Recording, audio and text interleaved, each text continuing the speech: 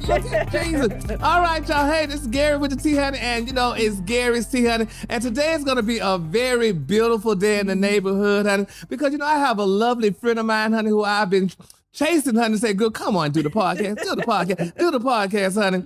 So today she said, "You know what? I'm going to sit down and do the podcast with you, Gary, because, honey, she knows that, honey, I just really need her support." So, ladies and gentlemen, without further ado, honey, I have Miss Cynthia Bailey Hill. Honey, Cynthia, how you doing? Hi, I'm good. I'm out here in beautiful California with my husband, and I'm doing great. I'm doing great. And you're wrong, Gary. You didn't have to bring me down that hard. We just it was just all about the scheduling. Yes. Always support. Let me tell you something, Cynthia. To me, you got to do like all these celebrities do. That's lying to, "Oh, Lord, I had to live in my car for a year before I became a star." You ain't lived in your damn car, girl. You lived in an apartment. But, everybody got to make up that stuff. And I know a couple of celebrities said they lived in their cars and now they big billionaires. So, girl, but anyway, that's neither here nor there. Oh, but anyway, but I thank you for coming by. Now, Cynthia, okay, girl, I was talking to you off the thing about this Jeff Bezos giving, what's his name? That guy, what's his name? I forgot. Van Jones, $100 million each to Van Jones and the chef Jose Andres. Bezos said that Jones and Andres were free, honey, to do what they want with the money. $100 million? That can't be. Okay, I need to call Jeff Bezos. I mean, we need to out money. I mean, so what is he giving Van the money for exactly? No, he said they can just giving out money. No, he said they could give it to their own charity, and he said at a press conference after his trip to space, or they can share the wealth. It's up to them, girl. He said the money, Bezos said, was tied to a surprise philanthropic initiative he wanted to announce called the Courage and Civility Award. Now, the award aims to honor those who have demonstrated courage and tried to be unified in a divisive world. Girl. Honey, sound like we need to find some new friends. We need to do something. These are the kind of friends I need. Well, I'm telling you this, girl. I know, honey, Van Jones, I know the white women beating down the doors to get to him, honey, because oh my goodness. His wife left him, but honey, he got, hey.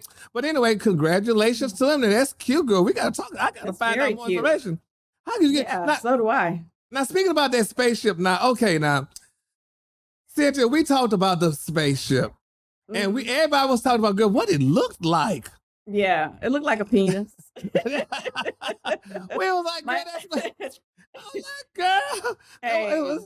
Was that targeted? Or was he doing that intentionally? Or was it just something that our minds? It looks just like a penis. Like, it's just, as soon as you look at it, you don't even have to focus on it that hard. It's like, that hard. No pun intended. But it looks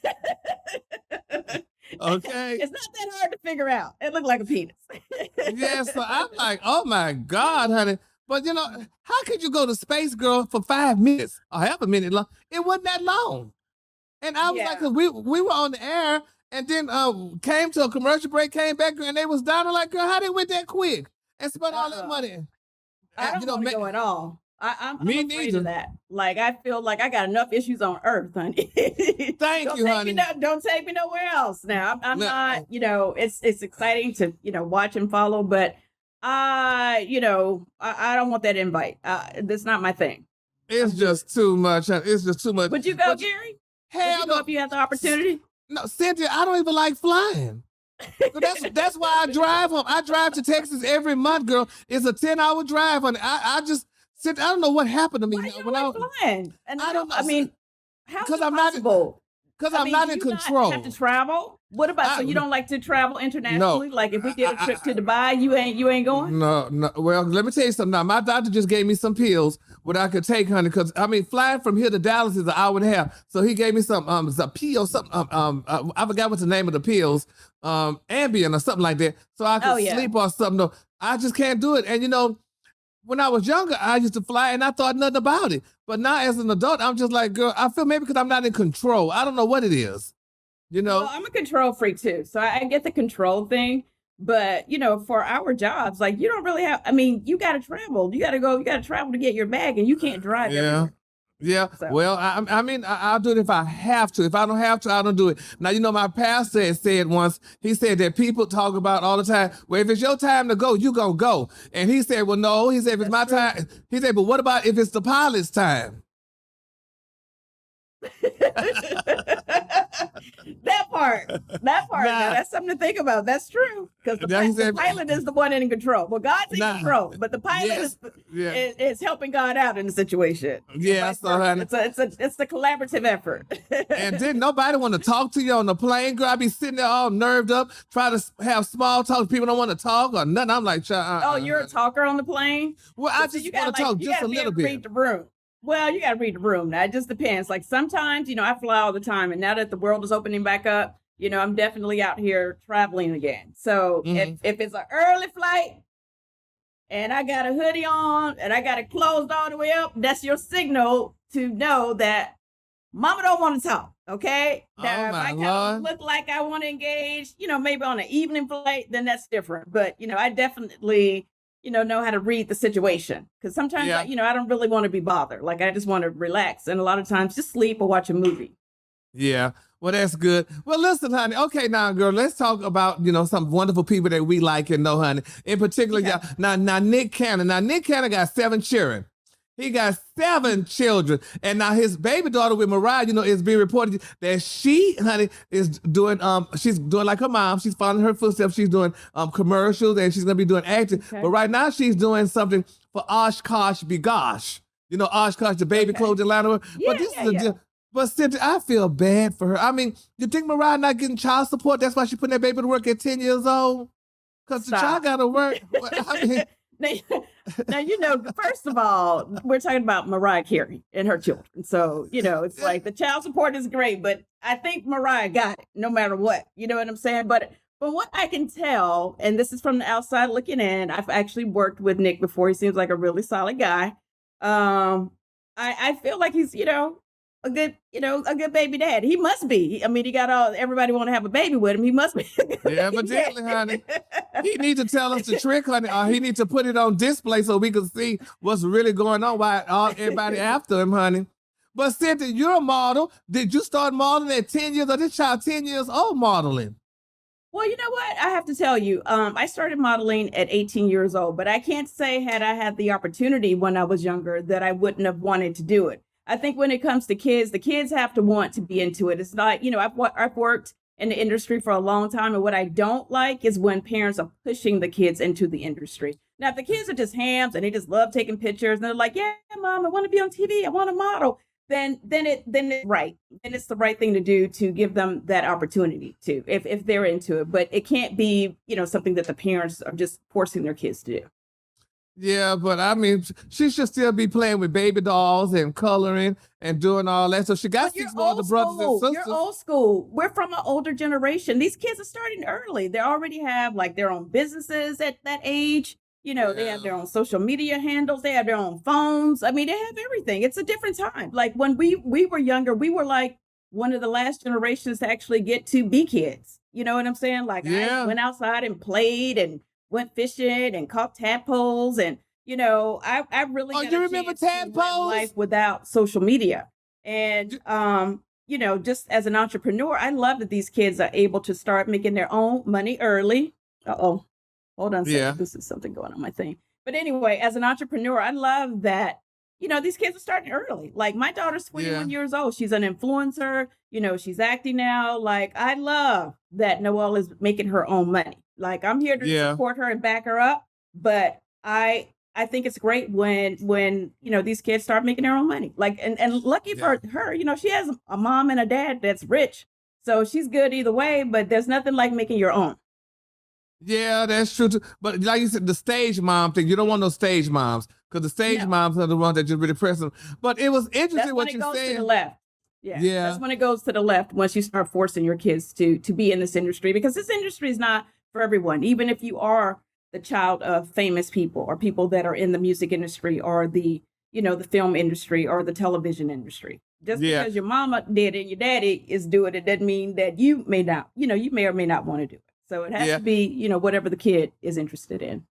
Well, it was interesting when you said tadpoles. I thought I was the only person who knew about tadpoles because we used to catch tadpoles growing up. When it would rain, honey, we would catch the tadpoles. Then they turned to frogs eventually. Exactly. I don't believe you did that. That is so crazy. I'm from Alabama. You know, I grew up in the country. Yeah, you did do it, honey. Oh yeah, I'm from Alabama. I did all of that stuff. I mean, I'm lucky to be alive. Like I was never afraid of snakes or anything like that growing up because we saw all of those things. You know, my grandmother lived, there was like a railroad track behind her house. So we would like walk on the railroad track and, you know, dodge the trains. We did all kind of crazy stuff that, you know, my mom probably would be arrested now.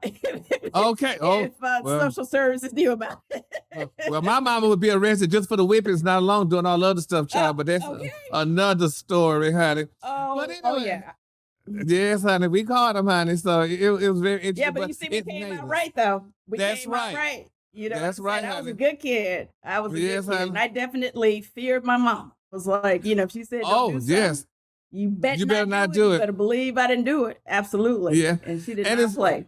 And it's funny though, just touching base on it. You said you was afraid of the snakes, honey. Then you had to wind up working with them. But that's neither here nor there. But anyway, but that's why you learn.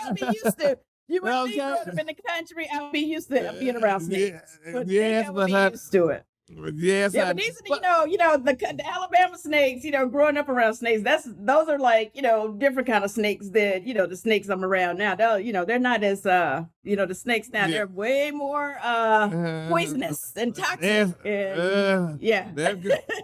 wrote that song, baby. That girl is poison, honey.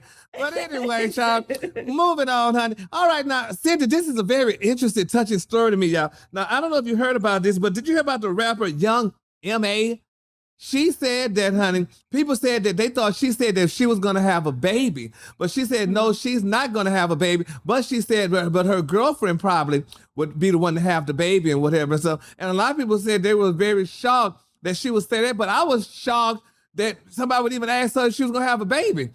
So, I mean, nowadays we get into a new... Give me a little backstory. Give me backstory, like, because I don't know who this rapper is. Because, you know, I'm a little older now. So who? Okay. You know, why can't she have her own baby? Like, what is because she's a stud. So she's a stud. Okay. Yeah. So studs aren't having babies this year now. They're doing it with their girlfriends or whatever. So they give them to her. So people thought, you know, they said, because she said that, you know, people thought at least that, you know, she was going to have the baby, that she was a proud gay stud and a pregnant man. But they say she's not a man. She's just a woman that's a lesbian. And people just turned it all around. And you know how people do, how they run with shit. And they ran with that though. But, you know, it's too much. And I was like, why would you even think Young M.A. would even do it?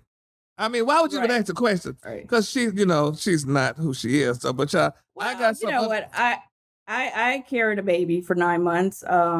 My Noel, and you know, having, you know, there's just so many other options now. Like, I get it, you know, just in terms of like, you know, what her choices and options are as a you know, a gay person, someone in the community. You know, you got to like tread a little lightly around that. I don't really like to be, you know, politically incorrect now. Oh yeah, I have a child that's fluid and it's like very specific. You know, I don't want to offend anybody. So I would say, you know, as a mother, I think if you want to have a baby, then you should have a baby. But I don't think, you know, kids are for everyone, number one. And I definitely think, you know, going through a pregnancy is a huge commitment, whether you're gay or straight or whatever. Well, I'm going to have a baby eventually. I'm thinking about it.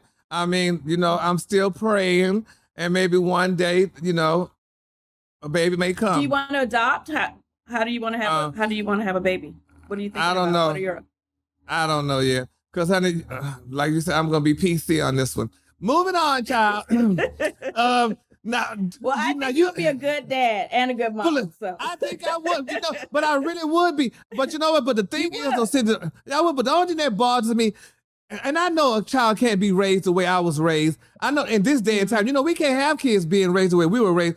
But I just, you know, it would hurt me if I would put all in all into raising a child, and that damn child would go opposite. No, the child can't do exactly what I want to do. But if I'm sitting here telling you that this is wrong, listen. Cause I've been there. I know this. It's wrong. It's just like telling, don't touch the damn stove because the shit gonna burn. But you still touch it anyway. So that would be the part that would bother me. But I tell you what, though, being a parent and y'all parents, can't control that. You cannot be that much of a control freak. I know that, but that's too much. I know that. That's why like you know you can lead them to the water, but you can't make them drink it. Okay. But it would hurt me. Oh, it would just tear me apart.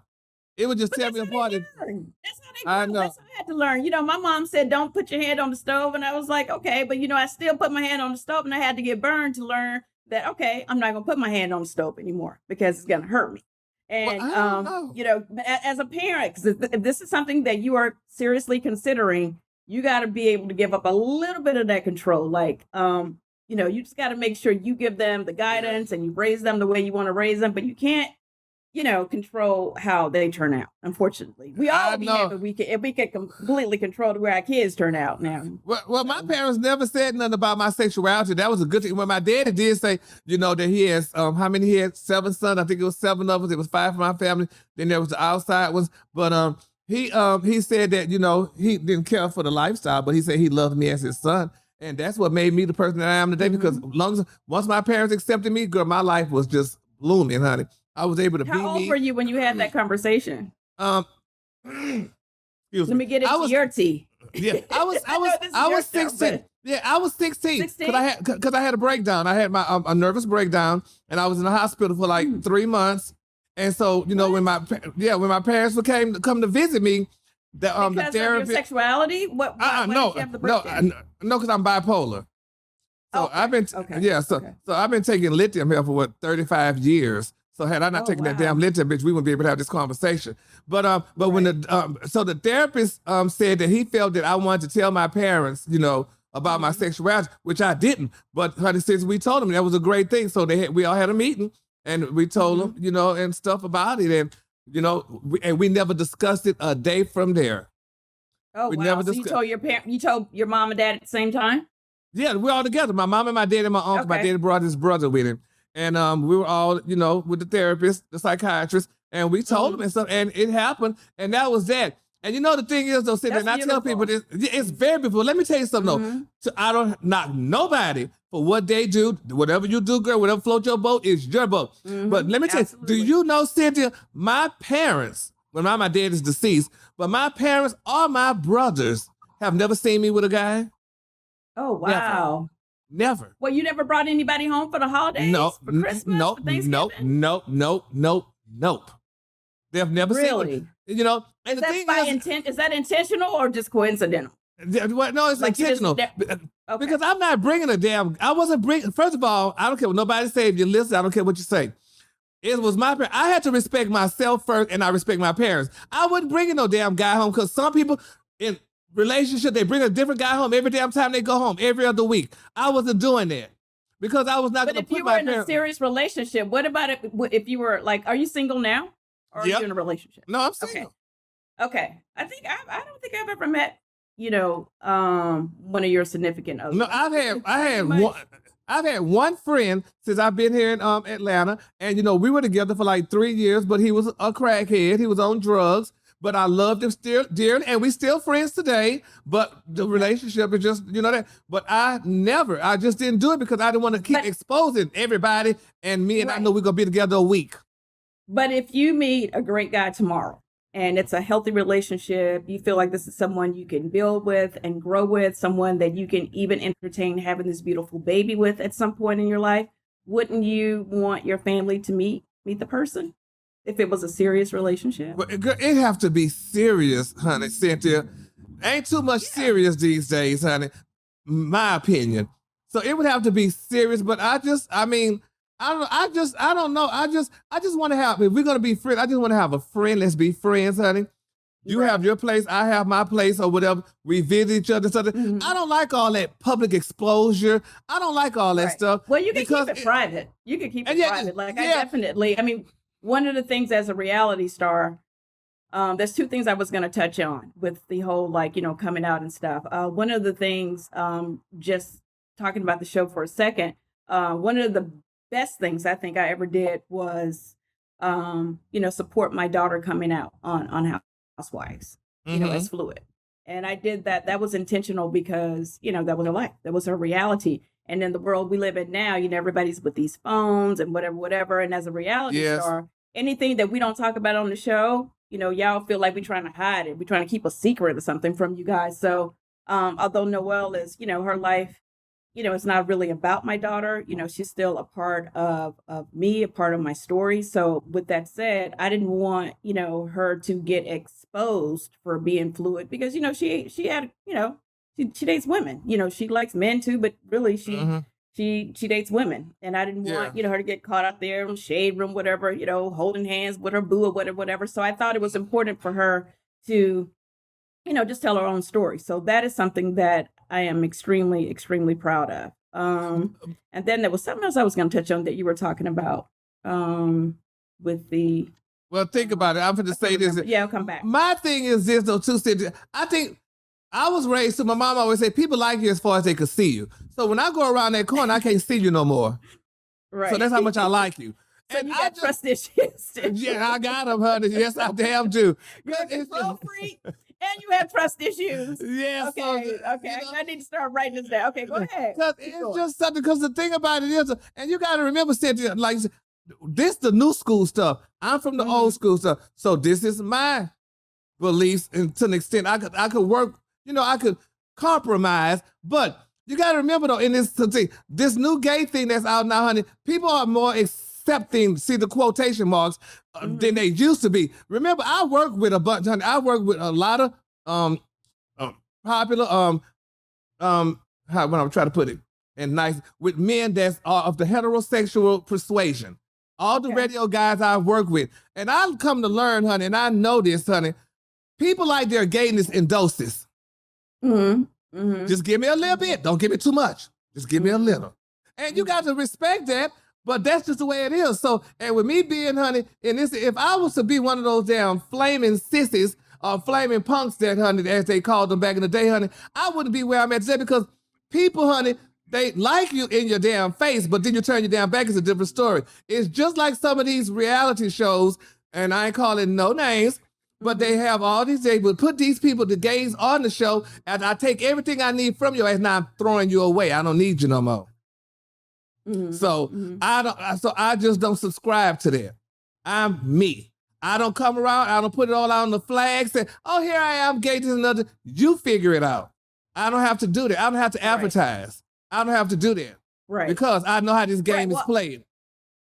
Right. Well, I think I agree with a lot that you're saying right now. I definitely feel like, gay or not, ain't nobody trying to be used. You know what I'm saying? Like, exactly. Don't beat me up and spit me out. Either we're down or we're not down. And I think one of the sad things about reality television is a lot of times, the friendships are put in weird, compromising positions because it's like very, you're almost kind of pitted against each other in a lot of ways. You know what I'm saying? Exactly. So if you survive a reality TV friendship, you're solid because at some point you're gonna have to go take some back. Everybody's petty, like they're gonna get pissed off about something. And it's like stuff that, like, honestly, I have to ask myself, like, would you be mad at me if this wasn't on television? Like, is this really like real or not real? And I think that it's unfortunate because, on a show like, Housewives, we're with women. And, I love the idea of a sisterhood and bonding. We're always gonna, like, not agree on everything. But at the same time, it's like, I think it's important for women to, have issues if they have them, but be able to talk the shit out and move on. You know what I mean? People like to see resolution and closure because at the end of the day, you're put with these people. These aren't people that you went out and met. So, it can't be a positive experience or at least a teachable moment, if nothing else.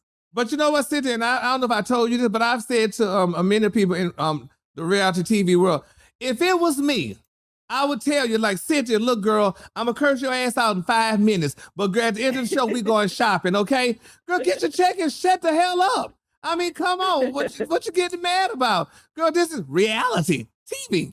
So, but no, that's not reality. No, then it's not reality because I can't speak for all the shows, but on our show, it's not a script. Like, it's not like they put us in situations to be clear that we maybe wouldn't choose to be in, and you have to respond. So our reaction, our response is what it is.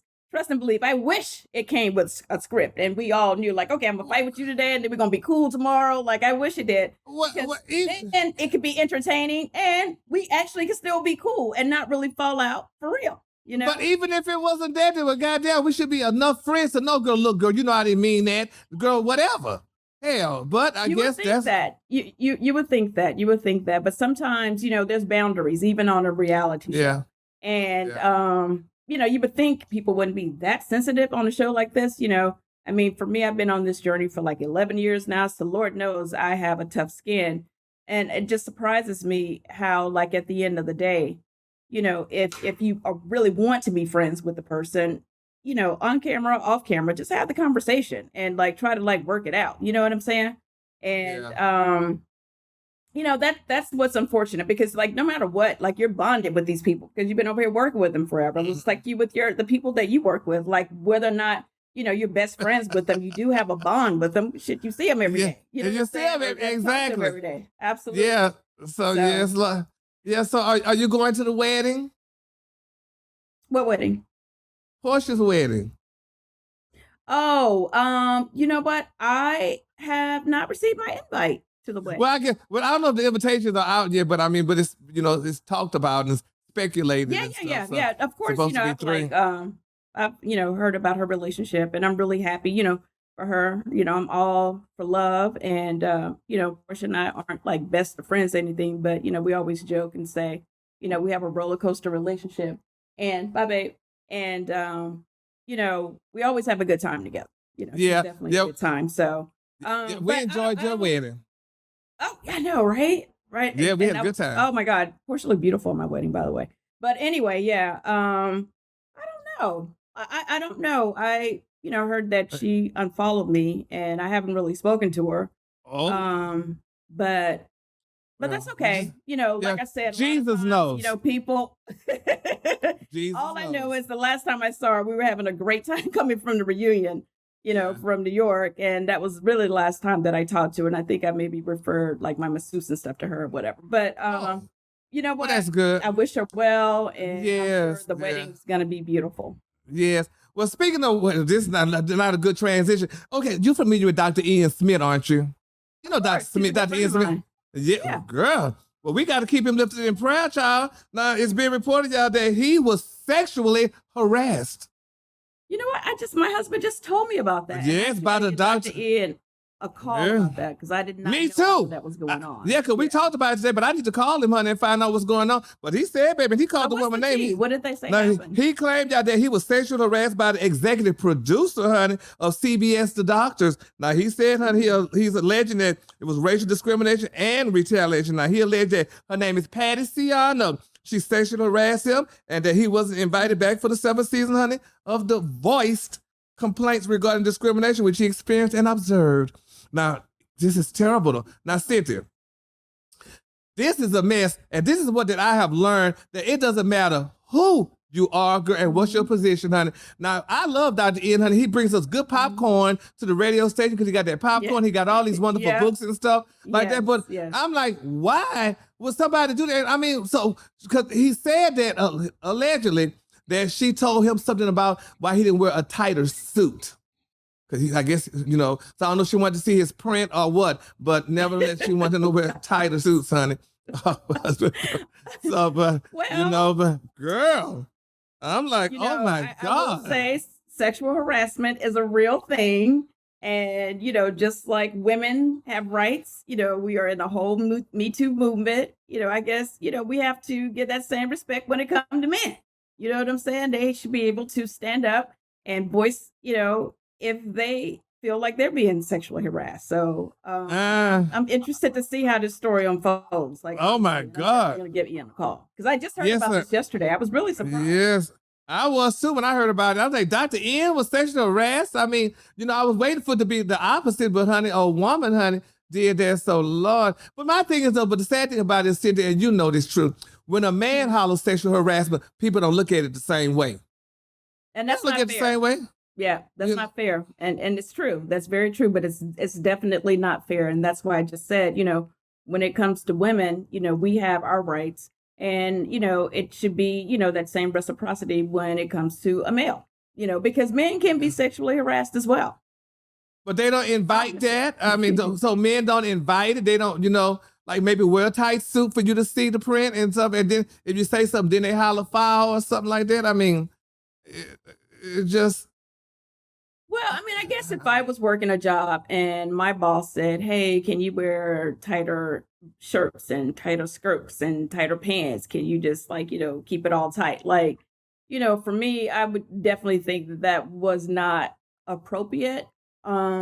If it was going to interfere with my job, I could see where it could be harassment, but at the same time, I can see like that kind of, especially like everything. We live in such a sensitive, climate now. Like, honestly, yes. Like back in the day, like I don't think that maybe would have carried that much weight. Like, like, okay, they want me to wear this, that, and the other. You just, do whatever you got to do, wear the appropriate clothes that your boss is requesting for you to wear, as long as I guess you look good in and you're comfortable. But yeah, that ain't gonna fly now. No, it's a different time. So I wish Ian well with I wish him well too, because but I wonder if people are going to listen to him in this climate, because people are going to say he's saying that because he was terminated from the job. So they're going to say he probably dug it up. But if he could bring it up, he have the receipts, as everybody put it. I'm sure he could probably, he could probably, win the case or whatever. Receipts matter. That's for sure. And, he's definitely going to have to be able to produce, some kind of, proof, I guess, to back it up. Because like you said, unfortunately, the rules don't seem like they're the same when it comes to men and women, as in regards to sexual harassment. Yeah. And the thing is, this the last thing that really hurts my spirit, Cynthia, and you could help me out. Now, Khloe, Khloe Kardashian, she don't pronounce it Chloe, it's Khloe. Okay. Now, they're talking about that she's trying to teach her daughter about being black. Because, her daughter, Khloe is white, and, her daughter is black. And she said she doesn't want her daughter to go in the world not knowing. She said, because we need to talk about race more.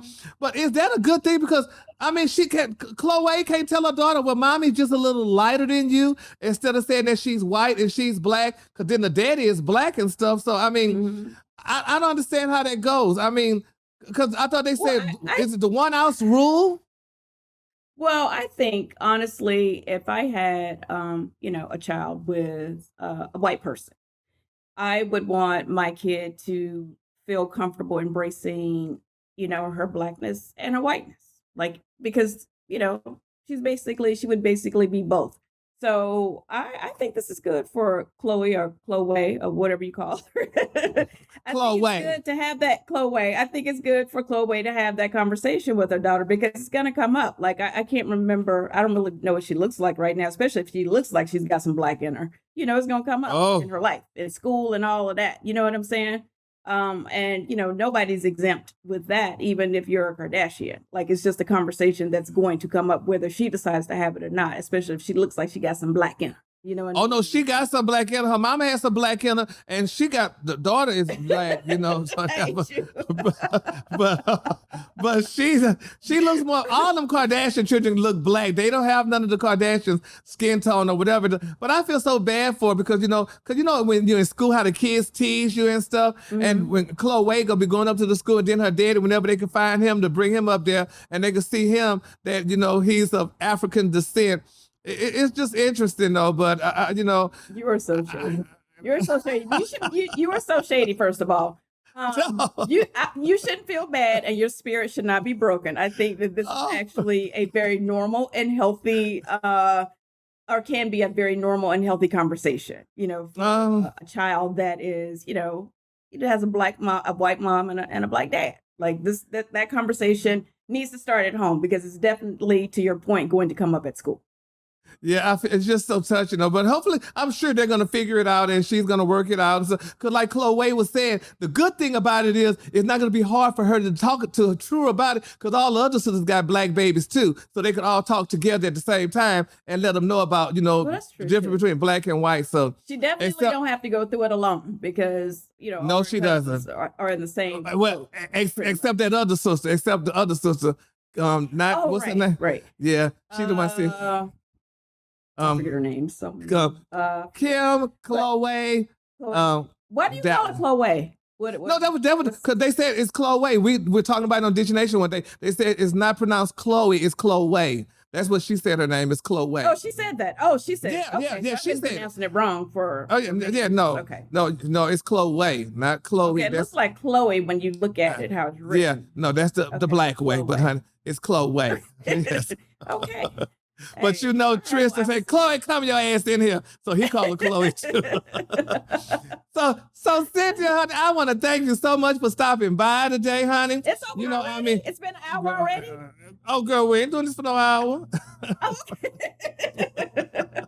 Okay. Well, I was booked for an hour, honey. Oh, okay. No, we can jump off and we're good. But this was fun. Thank you so much for having me. Like I said, I can consider you a friend. You know, we always do our little hangs, and you're very supportive. And you know, we gotta. Yes. You ain't, and we ain't gonna say it on here, but I'm gonna just ask you quick. Girl, we have a shop. Yes, girl. What happened, girl? You missing some good stuff. Honey, I am, I've been splitting my time between LA and Atlanta. So I want to go on to Gary with tea shopping spree. Very soon. Girl. I'll be back home. I'll be back home next week. But you know what? I'm going to Dallas. I'm going to next week. No, I'm going to Dallas next week. I'm going tomorrow. Oh, hell. No, I'm going next week. I'm missing you. Okay. Oh, that's awful. I want you to definitely take me shopping in Dallas because you told me spots there as well. Exactly. Damn. So, well, that's awful. You see, that's the devil, honey. He didn't want us to be around each other, be together, honey. How did not want us to be great. Didn't want us to be great, honey. Rebuke the devil, honey. So, well, Cynthia, thanks again, honey. And you know, it's always a pleasure, dear. And you can stop by anytime if you need me. In the words of Dinah Ross, call me. No matter where you are, no matter how far, honey. Just call my name. Come on, Dinah Ross. And I'll be there in a hurry. And have a great day and a better tomorrow. All right, y'all. If y'all like that, honey, just click like 5 stars, honey. Don't give us no bullshit. Do 5, baby. And honey, you're loved. And honey, you're beautiful. And thanks again. And Cynthia, you have a great day and a better tomorrow. All right. Thank you, Gary. Love you, babe.